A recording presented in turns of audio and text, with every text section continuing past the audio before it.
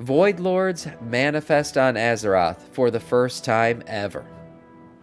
Man, I'm interested to see this. I really do want to see if they give Void Lords some type of new model or something. I know we've gotten hints and glimpses, maybe, of what a Void Lord could look like, but I want to see something new, something that just puts the chill in your bones. But let's see what Doran has to say about Void Lords coming to Azeroth. We are in for the biggest invasion of Azeroth ever in all of history. The Warlords do not play games. They don't invade like the Legion with armies and spaceships. They come in and you are done. The mortals that do survive end up like the Ethereals. Warlords are insanely powerful, but they cannot manifest themselves without a gigantic power source. That is why they originally sent the Old Gods to set the ground on Azeroth. It is almost... The Old Gods and the Harbinger. I mean, it feels like that's what she's here for. Xal'atath is a Harbinger. If you look up the definition of what a Harbinger is, it is like the bringer of something, right?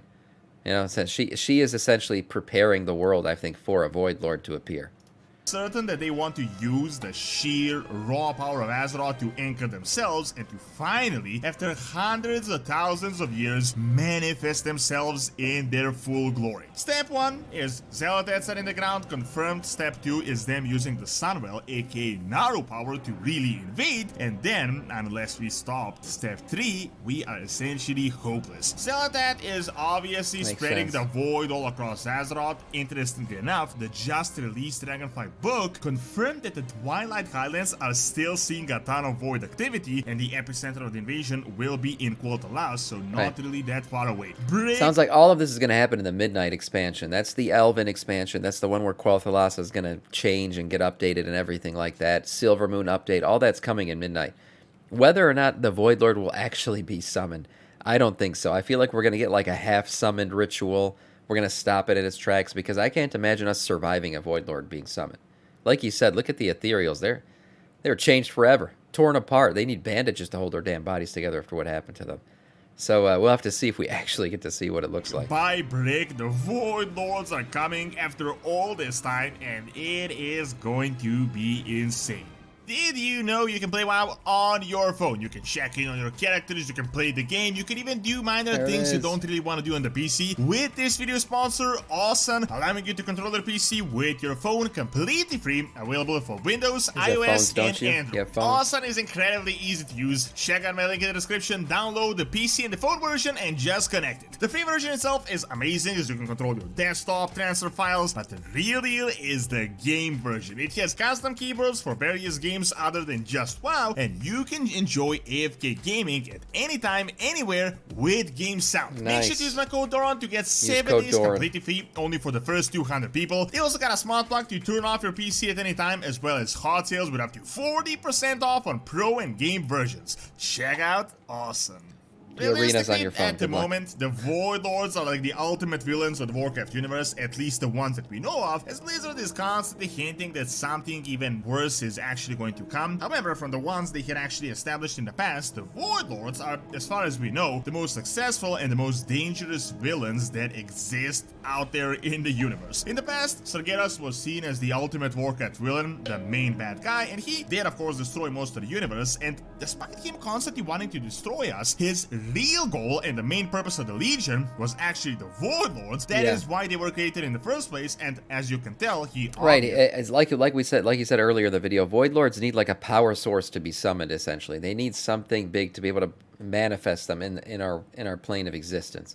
So Sargeras, part of his plan was, well, if there's nowhere to manifest them, they can't come, and so we have to stop them from coming. So I'm gonna destroy all the planets.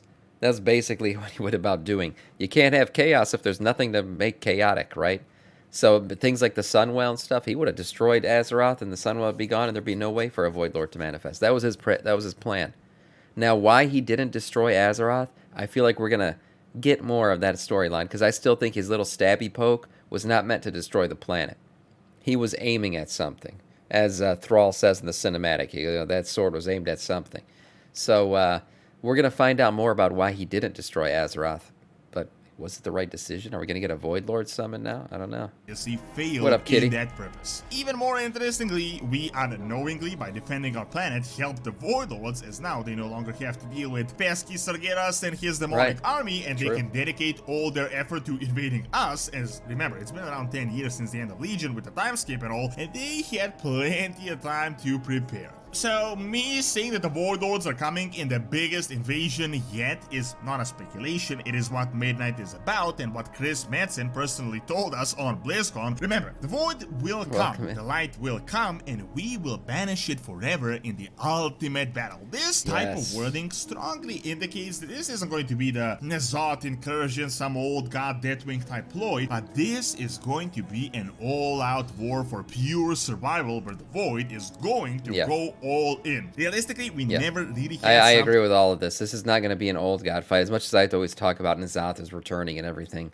this fight's going to go beyond that, I think, in Midnight. We are going to get some Void Lord entities or some portion of them showing up in that expansion. Like that until the Legion invasion, where they attempted to do the same thing, but I think the Void Lord invasion is going to be so much more interesting, as we're definitely going to get caught off guard. This has been cooking for hundreds of thousands of years. It's not going to be the brute force demonic invasion, spaceships and all, but something much more sinister. To decipher how this is going to work out, luckily we do have some information on the Void Lords. We have some accounts of the past Void invasions. We know a little bit about the Void Lords and how they work, but overall it is really like 2 paragraphs worth of official written lore information from a very biased perspective and a whole bunch of hints that we can kind of piece together. So who really are the Void Lords? We don't have a lot of information on the Void Lords, and one way that I would hope that we'd figure it out is I would love to be able to go to the planet of the Ethereals and see more about what happened. Maybe go back in time and witness the destruction of their planet or something. I don't know, some kind of time event or something like that. Because first of all, I would love to see what Ethereals used to look like, because they were not always bandage people. They were something else before their planet was destroyed. So that would be really cool. And second of all, witnessing the destruction of a planet, the manifestation of a Void Lord, would be amazing. Yeah, Koresh, the ethereal world, exactly. Going back and seeing that, I think, would be such a cool event for them to play out for us. We'll see. What do we have planned today? React content and then killing Farak. How many Void Lords exist, how legendary. do they work, what do they want, and what is going on with them? What do they want with Azeroth? Well, looking at how cosmological forces always have a type of a pantheon, the main leader, this is like the Void equivalent. However, it is only really with the Titans in the Death Realm that we know the exact number and the names of their leaders. For example, it was hinted that the Loon is of the pantheon of life, but we don't really know many other such beings, or we haven't heard of them yet. We also know those lead Naru are the leaders of the light, but we don't exactly know how many of them are there and who's really calling the shots. And furthermore, we didn't really hear anything about the Fel magic having a pantheon. It is possible that Sargeras defeated them in the ancient past and just subjugated them. It is possible that they never even had one, as the Twisted I don't think they had them. Essentially an anomaly in the universe. However, the Pantheon seems like something that would bring about order. Like, it's an orderly thing, right? A Pantheon's like a place where people meet, they discuss things, they make plans. To me, the Twisting Nether and that is the very opposite of what they are. They're just chaos and disorderly, and they're just a in-between space. I don't think there was a Pantheon for them.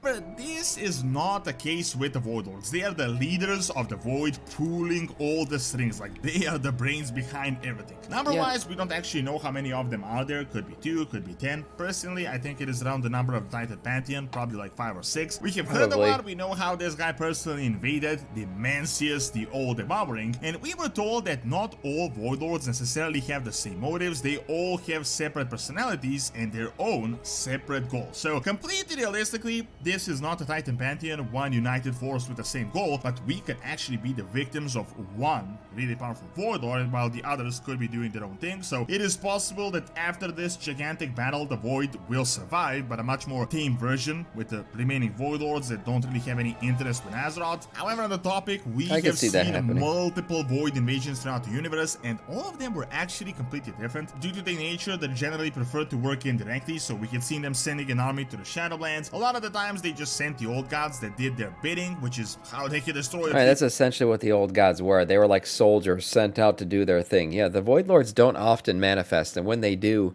like we said, you know, Koresh happens, the destruction of an entire planet, and people, as we know it, they just get annihilated. So Their way of doing things oftentimes is, they sent out old gods into the void, into the universe, right? And they don't pick planets; they just kind of spew them out, and then they just latch on to whatever planets they happen to crash into. That's how that works. That's how it's described in Chronicle. So, old gods doing their bidding, corrupting, and then eventually maybe getting to the world soul. But a Void Lord manifesting, why that would happen, what's the reason for it? Well, we're not sure yet, but I bet you Xal'atath has those answers, as that's, I think, what she is up to right now. Least one planet that we know of, and almost Azeroth, and there were times where they personally I don't need a whole came expansion in, for Koresh, but I those want to go were, there. without a doubt, the single worst thing that could happen to your planet. To understand what awaits us in the next few years, let's look at the most well-documented void invasion of Kalesh and how they can essentially completely destroy the planet. Essentially, Demantius opened an insane number of gateways around the planet that just bathed the world in dark energy, and despite the barriers and the ethereal knowledge of how to block it, ultimately it was destroyed. As you can see, this was no Burning Legion invasion, there was no Scourge, Dreadlords, Betlords, armies. No, this guy just came in, threw one gigantic burst of magic, split into like a million paper cuts, and essentially just blew up the planet. There was another documented invasion of the planet of Karkora, where Demantius had essentially failed as a powerful Naru had arrived that ultimately sacrificed himself, shattering into a million fragments and releasing a massive holy Noah that washed away the dark energy and banished Demantius. This could potentially be a hint of how this is going to go on Azeroth, as it is confirmed. Yeah, so I always wondered where Void Lords sat on the power, the power rankings. I always thought they're more powerful than Titans for sure. And obviously more powerful. I would say, like, Titans can defeat old gods pretty easily. We've seen them ripped out of planets, stuff like that. So old gods are below Titans. Titans are above them. And then the Naru, I always wondered, are they stronger than a Titan? Well, it looks like they are, because I would say Void Lords are stronger than Titans. That's why Sargeras was so afraid of them and wanted to stop them from ever manifesting. So I would put then probably Void Lords and Naru somewhat even. Maybe that Naru overachieved in its ability to kind of banish that, but he did have to sacrifice himself to get it done. Well, he probably didn't kill Demancius, he banished him at least. So I probably would be then Naru and then Void Lords at the very top in terms of power. But again, they can't just manifest themselves. That's their main weakness. They have to be manifested. The light will be helping us in a way. Now, while we're talking about Demantius, the old devouring, you may be thinking, like, Demantius, really? The little guy we defeated in a side quest back in TBC, like, this is the most dangerous guy in the universe? Does that mean Illidan's greater than Titans? Line up when you combine all the lore details. See, the main thing about the Void Lords is that they're insanely powerful, but only powerful in the Shadow Realm, and they cannot manifest themselves in the physical reality. The most powerful of the Void Lords are said to be able to do it, but severely weak and for a limited amount of time. So that's probably the case, is that Demancius was one of the weaker Void Lords, and the Naru, I forget what the name was of him, who banished him, was probably one of the stronger Naru, because there are power rankings within the power rankings, and that's probably what it was there's a slight crossover there between the most powerful Naru and the weakest of the Void Lords. What up, Mikey? Essentially like you summoning a mob with a 60-second cooldown that gets weaker each passing second. However, all that changes when you add Azeroth into the mix. Let's look at this quote of Xal'atath, the obvious lead character of the World Soul Saga. I long for the day our masters can truly pass into this realm. You have seen only fragments, only shadows, the faintest of echoes. Ask the Ethereals what one of these manifestations are capable of. Now, here's another fun fact. I mean, how big their avatar and length of it is going to be depends on the source of power they come from. So, obviously, using some tiny little power source, you're going to get a little void minion that you can very easily defeat. But now you can kind of guess why there's so much after Azeroth. That makes sense. Azeroth, as far as we know, is the single most powerful source of just raw power. Damn. And I guess if they turned her to their side, they can just completely break this barrier and just fully summon. Wow, like the most potent Void Lord ever. That's crazy. Yeah, that's some really cool lore. I didn't even know that. So depending on how strong the power source is that's used to summon the Void Lord, that's how powerful the Void Lord could be when it's manifested. So yeah, using the actual World Soul of Azeroth to summon one through the Sunwell, yeah, probably be, not just a planet destroying size Void Lord, but a galaxy destroying one. It'd be crazy. Themselves. Now, the Chronicle told us that they're after Azeroth because apparently they want to create a Void Titan, but realistically, that is what the writers of the Chronicle would want to say. I mean, that is what they, the Titans, want to do. They want to create the Titan out of Azeroth. I think the much more likely scenario is that they want to turn Azeroth into a Void source and they want to anchor themselves to it, and they're essentially going to do what Sargeras did to Argus to create a really powerful machine. However, in this case, to power themselves, giving them a front door entrance into the material plane. Now, that makes sense. And like, you got to remember too, Sargeras, you know, how did he do this? How did he figure this out? He was very well versed in the Void and everything. He studied that stuff deeply. He tried to convince his own siblings to look into this stuff more, but they kind of brushed him off. So Sargeras, you know, the way he was able to use the planet as an anchor, he probably learned that through his studies of the Void. He probably figured out that that was a way that he could basically link two planes of existence together. And it wasn't his own way of figuring it out. He probably studied the Void and found out that that's how they do it. In this case, to power themselves, giving them a front door entrance into the material plane. Now, how is this going to be happening? Well, we actually know. I mean, Blizzard told us on BlizzCon it is going to happen through the Sunwell, but let's be real, the Sunwell is not the power source that they're going to use. I mean, obviously, this is not the most powerful thing in the universe. The most likely scenario is that this is going to be just enough power to get one of them into it so they can finish the job and prepare the real power source, which is obviously Azeroth. Sunwell itself is obviously crazy powerful. It is what revived Xal'atath in the past, but essentially brought the Scourge to become a superpower. Originally, the Sunwell was a few drops of the Well of Eternity, the blood of Azeroth, that did all this, but since then, it has been infused by an actual Naru and Naru powers, and this is definitely going to be shifting the balance. Remember the Naru that previously sacrificed himself to defeat a whole Void Lord? Well, that obviously gives you the type of like scale of power that they possess. I think Xal'atath is like the kill to Zara the Void. She's doing the behind the scenes stuff, setting all the puzzle pieces into place to complete the awakening. As far as we know, Azeroth was almost entirely corrupted into the Void before the Titans interrupted this process, so the Void Lord invasion might be exactly what is going to tip the scale. Obviously, Xal'atath is messing with the old Godblood and all this stuff, but interestingly enough, the invasion happens in the Eastern Kingdoms, not in Khazlagar, where the old Godblood is. Even more interestingly, we just got the book Dragonflight Codex that told us that the Twilight Highlands are actually still active with significant Void presence in the zone. Even more interestingly, the Twilight Highlands is not really that far from Quel'Thalas, from the northern Eastern Kingdoms, that I think are going to be the focal point of the entire expansion of Mid. Another super interesting fact, other than Xal'atath, which is obviously doing sinister things, is Illyria. That is going to be one of the other main characters of the War Within. We were told that I just made a whole video about Xal'atath and Illyria that dropped over the weekend, and it's all about these two, because both of them kind of deal with the shadow in opposite and equal ways, right? I called them shadow sisters in the video, because that's kind of what they are. One, who is Xal'atath, is deep into the dark side of the shadow, right? Where Illyria is trying to control the shadow and use it for, you know, for good, essentially. So they're equally using a force that is not necessarily good or evil in and of itself, but it can be used in either way, kind of like the light, right? We've been describing the light a lot in that way. Illyria is going to play a major role going forward, and we're going to have to see how her story manifests with the rest of the elves in Midnight. the whispers that Illyria is getting are apparently coming from the Lords of the Void themselves, and even after the Old God defeat, they're constantly affecting Illyria. The Void Lords are actually whispering to her. Remember the trailer of The War Within that Illyria said that the whispers she is getting are different than what everyone else is getting? Also, remember how Illyria the Void has a plan for Illyria. If you don't remember, when Illyria first, did the whole Void Naru thing and went to the shadow form for the first time, Xal'atath had a comment about it. She said that the caterpillar has become a butterfly.